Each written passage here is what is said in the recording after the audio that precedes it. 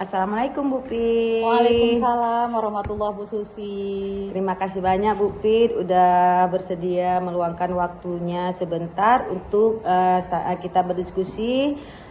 Hari ini saya ingin berbagi sedikit hasil analisis materi yang saya pelajari mengenal sumber informasi dan bukti penelitian dalam pendidikan inklusif.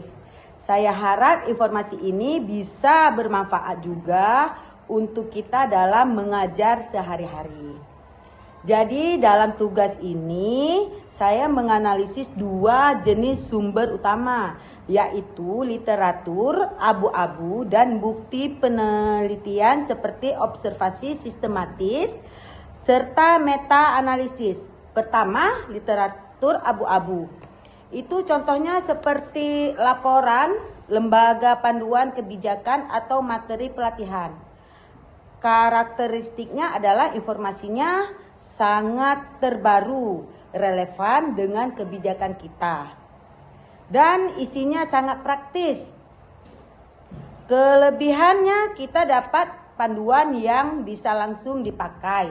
Tapi ada juga kekurangannya Bu Pit, yaitu kadang tidak ada jaminan kualitas yang sangat ketat seperti penelitian ilmiah.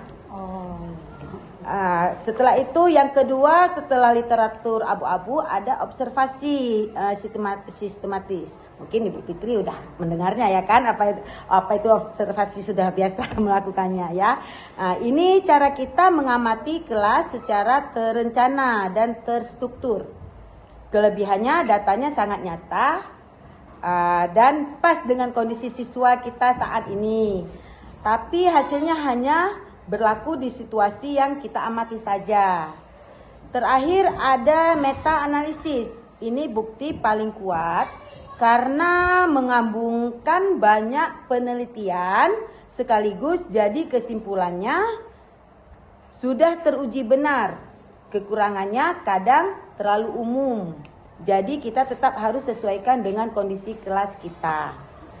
Nah, dengan dampaknya bagi kerja kita di kelas, pertama dengan memahami literatur abu-abu, kita jadi tahu aturan, kebijakan, dan panduan resmi pendidikan inklusif yang berlaku.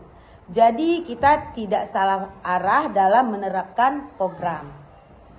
Kedua, pentingnya observasi sistematis mengingatkan kita bahwa kunci keberhasilan pendidikan inklusif ada pada pemahaman kita terhadap siswa kita sendiri.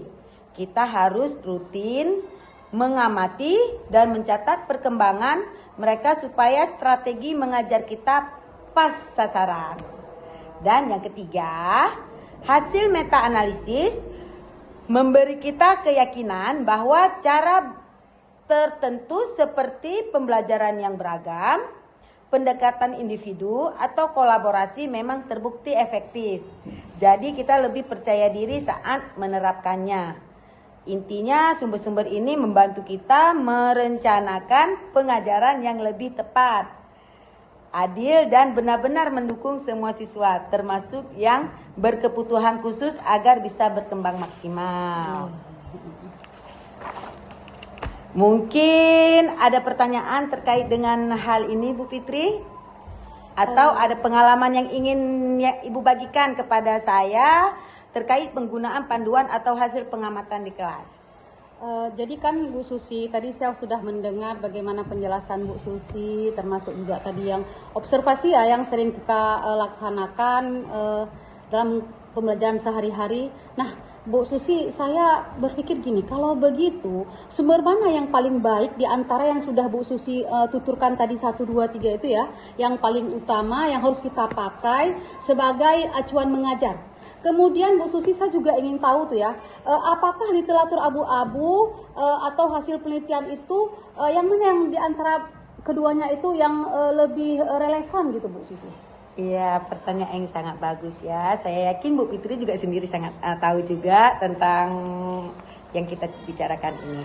Jadi sebenarnya keduanya saling melengkapi dan tidak ada satu mutlak paling baik. Seperti misalnya meta-analisis. adalah sumber yang paling kuat dan terpercaya dalam dasar teori atau strategi karena hasilnya sudah teruji ilmiah dari banyak penelitian. Jadi kalau kita ingin tahu cara yang terbukti berhasil, kita lihat ini dulu. Dan literatur abu-abu adalah panduan yang paling cocok dengan aturan, kebijakan, dan kondisi seperti setempat. Ini yang menyebabkan teori agar bisa diterapkan sesuai aturan sekolah atau dinas pendidikan kita. Yang ketiga yaitu observasi sistematis. Kunci penerapannya, sekalipun ada teori hebat atau panduan lengkap, kalau tidak kita amati kondisi siswa kita sendiri, kita tidak akan tahu apakah cara itu cocok atau tidak di kelas kita. Jadi sebaiknya kita gunakan gabungan keduanya aja. Jadi hasilnya penelitian sebagai dasar, gunakan literatur abu-abu sebagai panduan langkah, dan selalu kita gunakan hasil pengamatan kita sendiri sebagai penyesuaian terakhir. Kalau begitu Bu Susi ya, selama ini kan saya sering pakai berbagai macam sumber belajar ya, kadang dari dinas gitu ya, kadang dari pusat atau dari kementerian kayak gitu ya. Jadi saya kepingin tahu itu, apakah termasuk literatur abu-abu yang saya gunakan itu Bu Susi? Atau apa boleh saya menggunakan sepenuhnya percaya pada sumber yang saya pakai itu? Betul sekali Ibu. Panduan dari dinas yang seperti Ibu bilang, Ibu telah memakai dari panduan dari dinas, surat edaran, atau modul pelatihan mandiri, seperti itu semuanya termasuk literatur abu-abu. Soal kepercayaan boleh dipercaya dan sangat wajib kita jadikan acuan.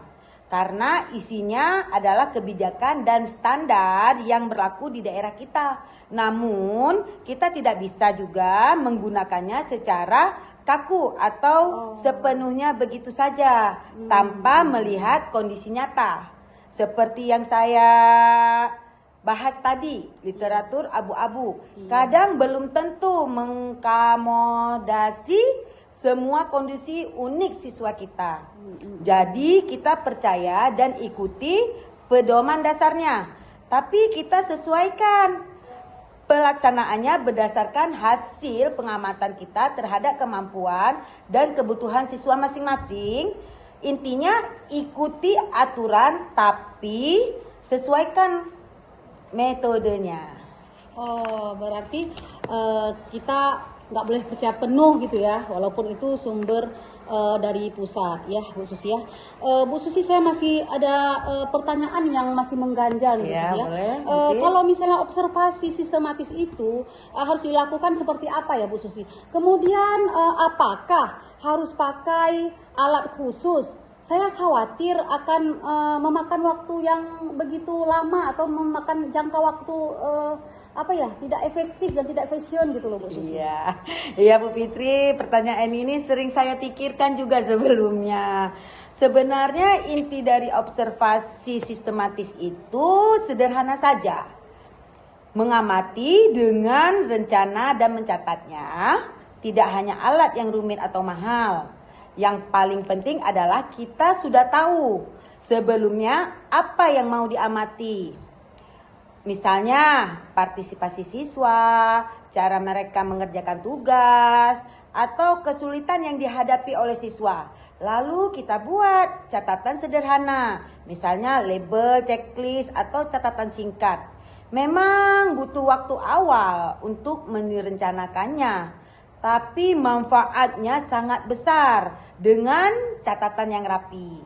Kita jadi tahu perkembangan siswa dari waktu ke waktu. Jadi kita tidak hanya menebak-nebak saja. Lama-kelamaan ini menjadi kebiasaan dan malah memudahkan kita menyusun laporan atau program pembelajaran yang tepat sasaran. Ya Bu Fitri? Iya. Jadi gini ya Bu Susi ya, saya masih penasaran sama ini loh, meta analisis. Jadi saya mau tahu ya Bu Susi, ada tidak kelemahan dari meta analisis itu. Kemudian kalau misalnya katakanlah ya, saya menggunakan meta analisis itu yang metode A misalnya paling bagus katakanlah kan, tapi di sekolah saya itu tidak mendukung untuk penerapan metode A. Itu apa yang harus saya lakukan, Bu Susi? Ya, sangat tepat sekali poin yang Ibu Fitri angkat. Itu justru kelemahan utama dari meta analisis. Hasilnya memang benar secara ilmiah, tapi sifatnya umum dan rata-rata. Belum tentu cocok dengan kondisi, fasilitas, budaya, atau kemampuan siswa di tempat kita. Kalau kondisinya seperti itu, kita tidak harus memaksakan diri mengikuti persis seperti penelitiannya. Kita ambil prinsip utamanya saja, lalu kita modifikasi cara pelaksanaannya sesuai apa yang kita punya. Contoh, penelitian bilang belajar menggunakan teknologi itu efektif.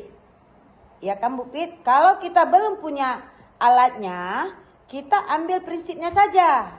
Belajar yang menarik dan visual. Lalu kita ganti teknologinya dengan alat peraga sederhana atau gambar. Intinya, ambil manfaatnya sesuai caranya. Oh, berarti nggak harus begitu gitu ya? Iya. Ya, nggak monoton ya Bu Susi ya. Dari penjelasan Bu Susi tadi ya, apa perubahan utama yang harus kita lakukan dalam mengajar ke depannya Bu Susi? Perubahan utama pada dasarnya kita mengambil keputusan dulu Bu Fitri ya.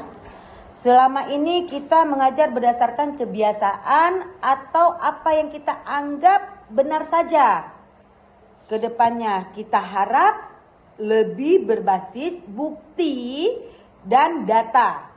Artinya kita tidak asal pakai metode, tapi kita cari dulu apakah metode itu memang terbukti efektif dari penelitian analisis. Dan selanjutnya kita selalu merujuk pada aturan dan panduan yang berlaku seperti literatur abu-abu. Yang ketiga, kita selalu memastikan kecocokannya dengan siswa kita lewat pengamatan rutin. Jadi pengajaran kita jadi lebih terarah, tetapi sasaran dan benar-benar mendukung kebutuhan setiap siswa, terutama dalam konteks pendidikan inklusif ini. Terima kasih banyak atas diskusi masukannya tadi. Masukan dari Ibu sangat berharga bagi saya untuk memperdalam pemahaman ini. Dan cara penyampaiannya lebih baik lagi nanti. Sekali lagi terima kasih banyak Bu Fitri atas waktunya. Saya juga terima kasih Bu Susi. Banyak sekali ilmu yang saya dapat dari Bu Susi. Dengan bertukar pikiran mungkin saya selama ini hanya monoton gitu ya Bu Susi. Insya Allah ke depan saya akan mengevaluasi pembelajaran saya. Terima kasih kembali Bu Susi. Terima kasih Bu Fit. Assalamualaikum. Waalaikumsalam warahmatullahi wabarakatuh. Itu sejak kapan Bu Fit?